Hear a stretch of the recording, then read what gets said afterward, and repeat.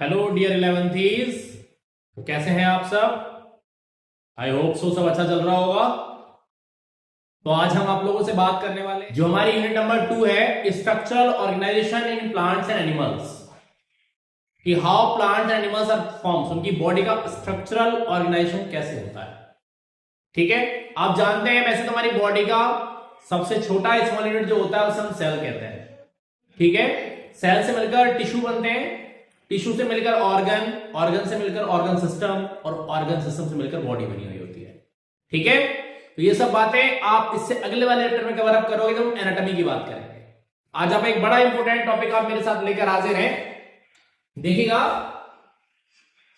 तो आपके पास है चैप्टर नंबर 5, जिसे हम लोग कहते हैं morphology in flowering plants. Okay, देखेंगे जरा ध्यान से। अगर आप इस कॉन्सेप्ट को समझेंगे तो father of plant morphology Wilhelm Hofmeister, और इंडिया में नाम है तो बेटा जगदीश चंद्र बोस, बड़ा एक फेमस बोटेनिस्ट हुए हैं, आपको इनका नाम जरूर याद होना चाहिए। मॉर्फोलॉजी क्या है? बॉडी के part, the branch of biology that deals the study of external structure of the organism. क्या बोले तो बॉडी को बाहर से स्टडी करने का जो ब्रांच होता है उसे अपन क्या कहते हैं? बायोलॉजी कहते हैं। बात समझ में आ रही है? देखिए, जैसे the branch of biology that deals the study of external body parts is called morphology. Externally भी आइडेंटिफाई किया गया, देख सकते हैं प्लांट में आप, root, stem, leaves, okay, and flower etcetera. अब आप कहें सर रूट तो अंडर द सॉइल होती है, हम उसे कैसे देख सकते हैं? बेटा देख सकते हैं भाई, मान लो मिट्टी को हटाओ तो आप अपनी नेक आई से देख सकते हो, नहीं देख सकते हो? वेरी गुड, समझ में आया सबको? तो देखिएगा क्या क्या हिस्सा आ गया, root, stem, leaves, flower, fruits और सीड्स। अब देखिए इस डायग्राम को आप थोड़ा सा ध्यान देंगे। प्लांट का जितना हिस्सा अंडरग्राउंड होता है या बोले जो सॉइल के अंदर लगा होता है उसे रूट सिस्टम कहते हैं। प्लांट में दो ही तरह के सिस्टम होते हैं, रूट और शूट। ओके, तो अंडरग्राउंड पार्ट प्लांट का क्या कहलाता है? रूट सिस्टम, और जो बाहर वाला हिस्सा होता है कहते हैं कौन सा सिस्टम बेटा? Shoot system. इसमें कौन आता है? देखो स्टेम, स्टेम से निकलने वाली उसकी कौन हो जाती है? ब्रांचेस, नोड, इंटरनोड, स्टेम, आपका जो फ्रूट, फ्लावर, सीड सब इसके अंदर ही आता है। ओके, बात समझ आप लोगों को आ गई? अब आगे देखो, थोड़ा सा अगर हम इसे आगे बढ़ाएं तो आप क्या देखेंगे? अब बारी रूट की है। कैसे पता लगेगा रूट का? ठीक है, देखो जरा रूट क्या होती है, तो हम इसे कवर अप करेंगे आगे। देखो, तो a part of the plant develops from the radicle of the seed and lies or embedded inside the earth. यह soil is known as root कहलाता है। किससे डेवलप होता है? रेडिकल से डेवलप होता है।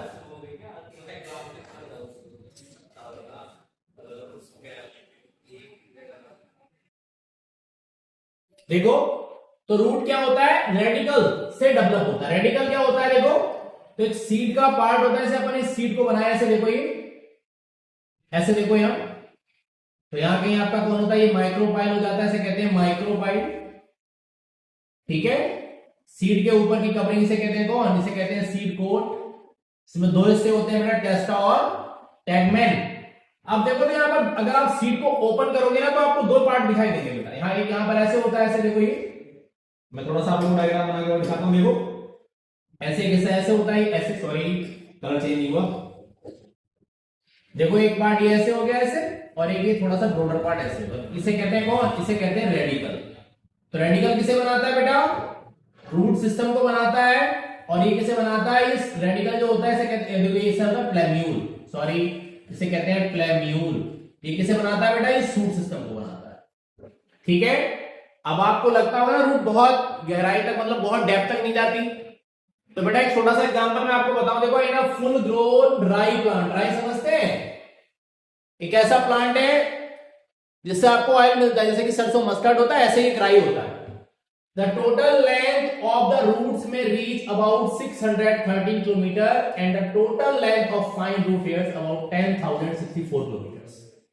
ठीक है, अब आप सोच रहे होंगे कि सर प्लांट इतना गहरा चला गया, इतनी डेप्थ तक चला जाता है, फिर उसे इरिगेशन क्यों करना पड़ता है बेटा? तो प्लांट जो होता है वो जियोट्रॉफिक वाटर को लेने की कंडीशन में नहीं होता, वो सिर्फ कौन से वाटर को लेता है? कैपिलरी वाटर को लेता है। ठीक है, पहले हमारे एक चैप्टर हुआ करता था क्लास 11 में, ट्रांसपोर्ट इन प्लांट्स। ठीक है, वो अब सिलेबस में आई नहीं, हट गया। अब प्लांट फिजियो का हिस्सा होता था, डिटेल में पढ़ते थे, बुलार्ड, डिकार्ड, है ना, ये सब वाटर के टाइप्स में पढ़ाया जाता था वहां। तो जो कैपिलरी वाटर होता है वही प्लांट एब्जॉर्ब कर पाते, इसीलिए आपको इरिगेशन करना पड़ता है।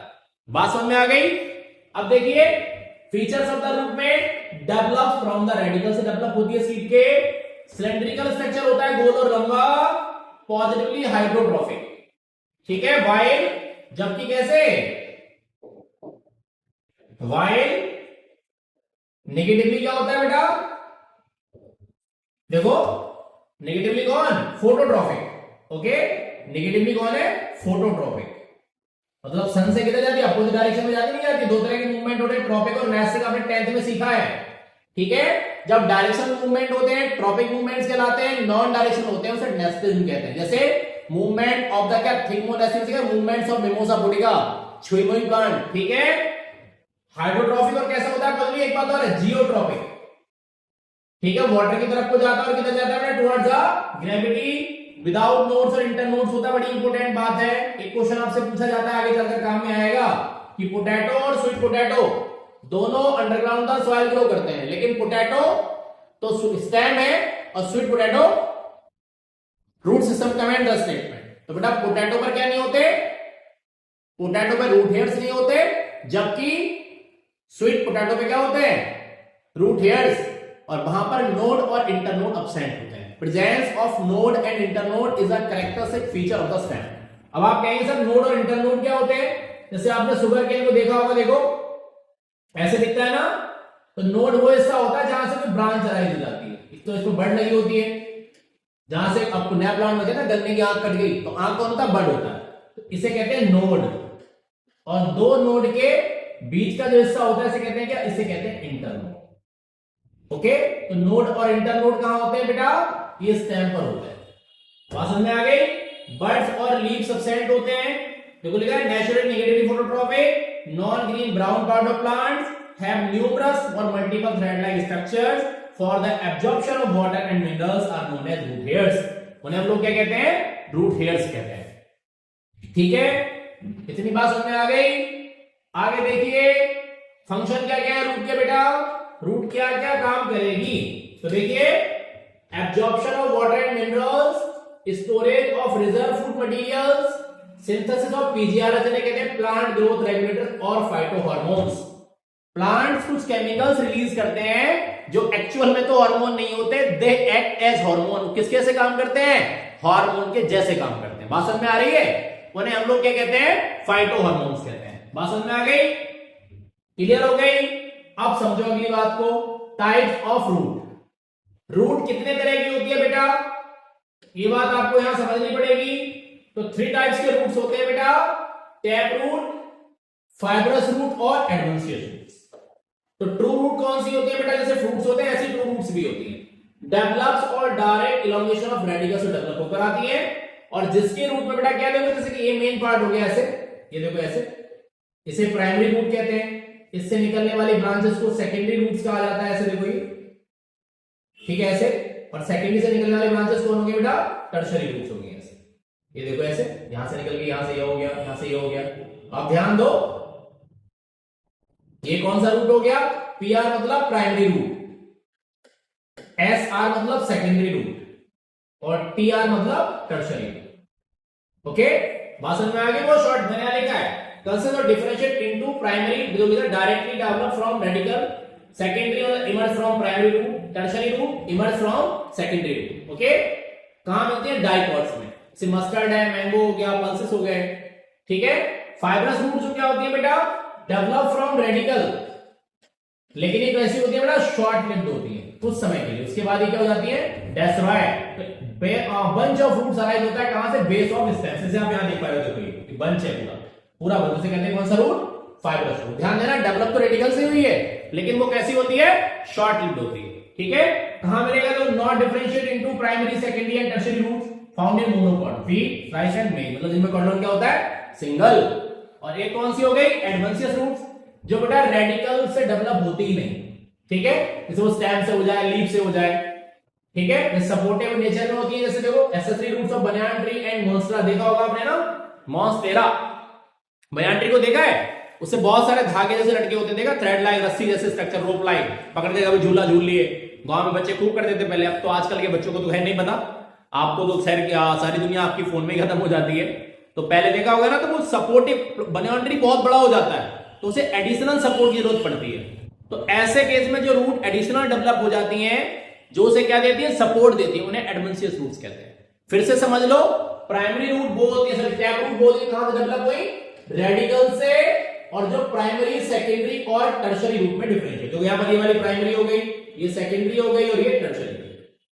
ये डेवलप तो रेडिकल से हुई लेकिन शॉर्ट रिपल, मतलब कुछ समय के बाद जैसे स्टेम डेवलप हो जाता है तो स्टेम के बेस से एक बंच निकलता है, कहते हैं कौन से रूट, फाइब्रस रूट। इसके एग्जांपल कौन, मोनोकॉट या कौन, डाइकॉट। और जब रूट डेवलप हो अदर देन रेडिकल तो उसे कहते हैं adventitious roots. I hope so आप लोगों को टॉपिक समझ में आया होगा। हमारे साथ बने रहिए और सीखते रहिए। ये कॉन्सेप्ट बड़े इंपॉर्टेंट है।